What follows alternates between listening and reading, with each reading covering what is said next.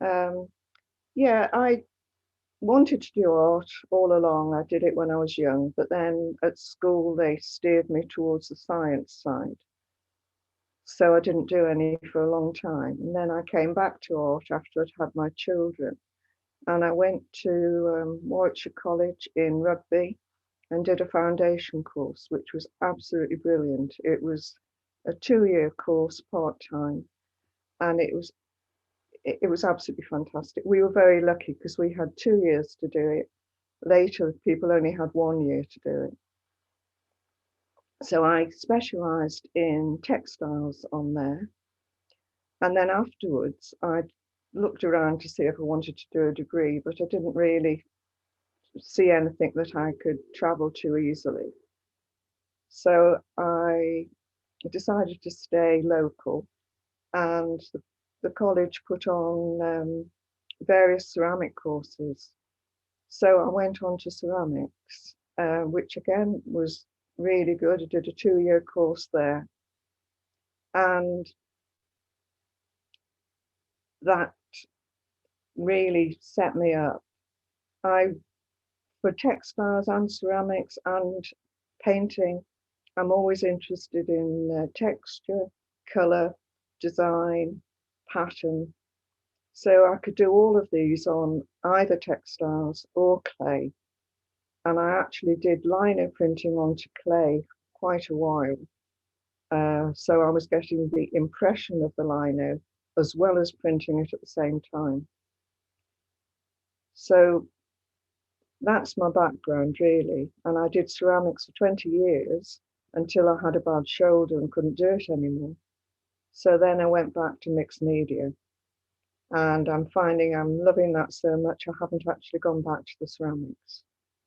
Although I must admit, watching the great British pottery showdown does make me want to do some more ceramics.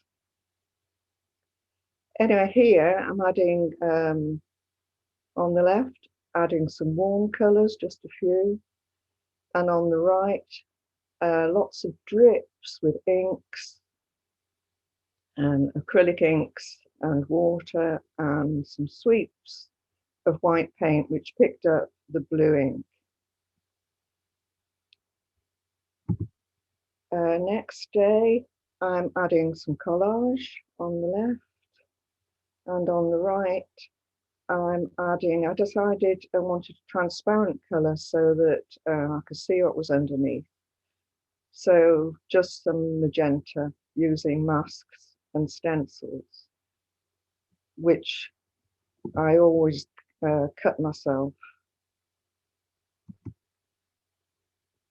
Then adding some leaf shapes with texture, excuse me a minute, with some texture plates, which I use for printmaking. In particular, I do jelly printing. I don't know if any of you have ever done that. It's a shame in a way we can't have comments as we go along, but I do, understand why not. Again, my own stencils. Now adding some black. Wanted some contrast, and I love these black circles on here, and some light ultramarine blue as well. And on the right, I'm just simplifying a bit and outlining some of the areas.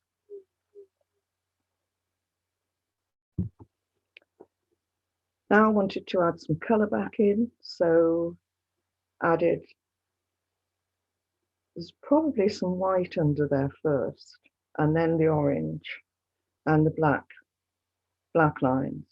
So you can see on some days I'm just doing a very little, but on other days more. The next day, some more sweeps of colour and some outlining. Now here, I decided I wanted a complete change. and I wanted to highlight some of the areas and reserve some of the areas. So I'm using my own masks again. And at this stage, I realized that it doesn't matter what I do, I can do anything. It's not going to show in the end. So I can just play. So I'm playing with these, with a silhouette of myself. Um, and again, doing things that perhaps I wouldn't normally do, because it just doesn't matter. You can just do whatever you feel like in the moment. I didn't know if I was going to keep going for 30 days, but I hoped I would.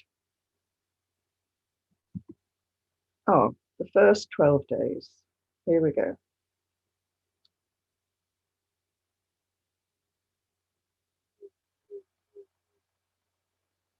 Of all of these, I think I liked numbers 9 and 10 myself. And in a way, I could have stopped there, but obviously I wanted to carry on. Now, as I said, I can play, I can do anything, so that's what I'm doing. I decided that there's going to be a lot of layers on here. So I needed, or it would be a good idea to have some gesso. So this is actually black gesso, which will give a bit of tooth for the following layers. Again, just playing with these silhouettes using masks. The curvy lines are also masks that I've used in the past for something else. Now I wanted to, yes, change it up, see what happened. It's all about just seeing what happens, not knowing what the outcome's going to be, completely free and easy, and just playing. So here, after having put the black gesso on, I decided to put some white gesso on, although neither of them will be completely covering the canvas. So white gesso and then some shapes and scrapes of paint using a credit card, and toning down the previous layer so that I can see what comes next. Here I decided it needed simplifying. So again, I put some bold black lines in and started blocking in some of the color, some of the areas, just to see what happens. Now, a big change again. Again, scraping on color, scraping on white with a credit card and a silicone tool that I've got. And then that obviously took 2 days. This spiraling in, spiraling out idea I've heard of before. So you get more detailed, and then you simplify, and then you go back and forth. Contrast between details and big sweeps of color, contrast between warms and cools and blacks and whites.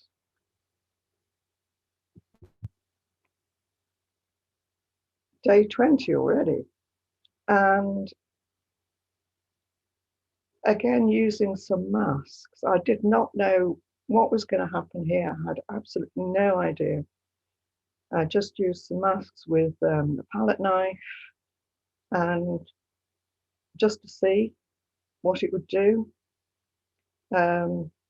Also bringing in these little diamond shapes through a stencil. And suddenly I decided it looked like a landscape. So I simplified it again painted in the bottom and top, and added some bits of collage. And suddenly I could see it was definitely a landscape. And the shapes that I used for the masks had come from some jelly printing I'd done based on a trip to Norway. So I could see that this looked like the Norwegian fields again, and I decided to stop here. Although I can see things I could have done to carry on. But I decided after 21 days that I would stop here. And I just felt at the time I didn't want to do any more to it. So I thought, well, you know, I've still got some days left. I'll carry on. Oh, here we go. Here's the 21 days. And one canvas, 21 days in January.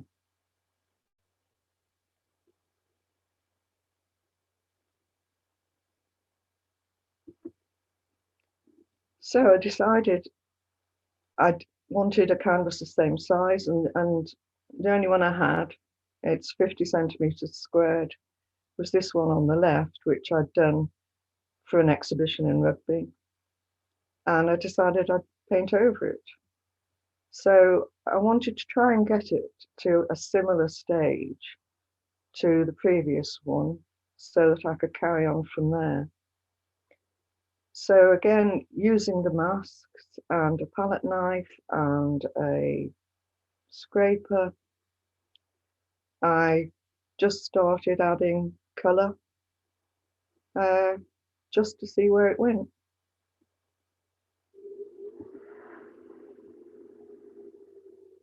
Then some more masks, more paint added, and I got a seascape.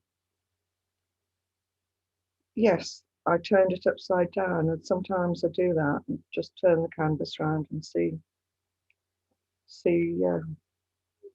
what it tells me, what I want to do next.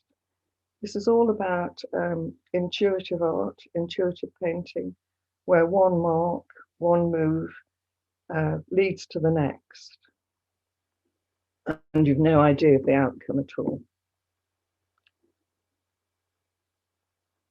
A bit more collage on the right. And now a big change again. I painted in this skyline. I did that freehand, and that was based on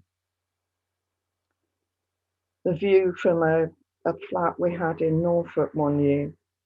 And it was an Art Deco building. This was the back of the building, but I thought it was an interesting shape. And collage, more paint.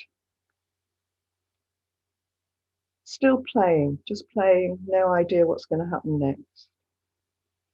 Then on the right, I decided to bring in some foliage, masks, so that you're preserving what's there before. And just see. The same sketch that I had in Norfolk had these buildings in front. So I decided, just wondered what it would look like if I put some buildings in.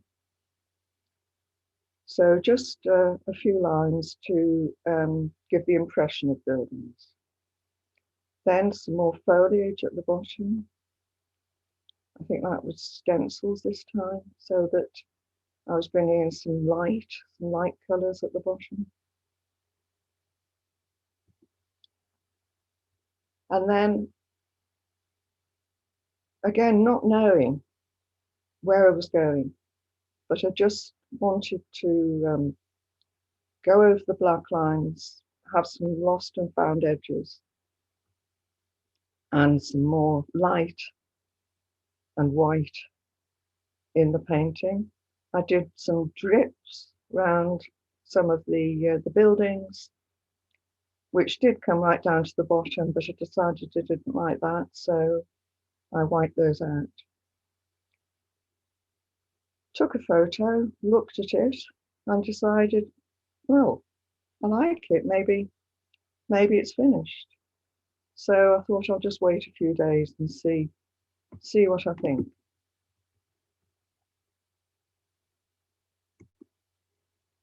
So this is the progression of the second canvas up to this point.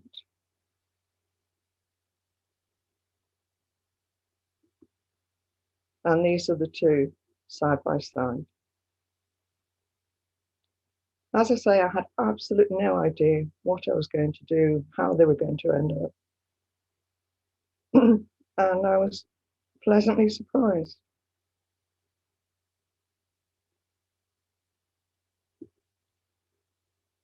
I had 2 days left, excuse me, of the challenge.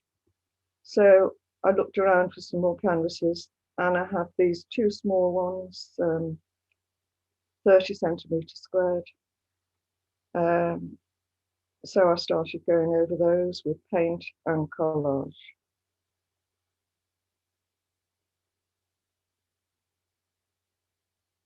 Turned them upside down, had it sideways on, just had a look to see what I wanted to do. And days 30 and 31, so I did do an extra day, they turned into seascapes with collage and paint. I have been doing some seascapes like this earlier in the year on our Zoom Art Lab sessions, and I had already been thinking that I was going to go back to doing some of these, and this is what the 30-day challenge led me to.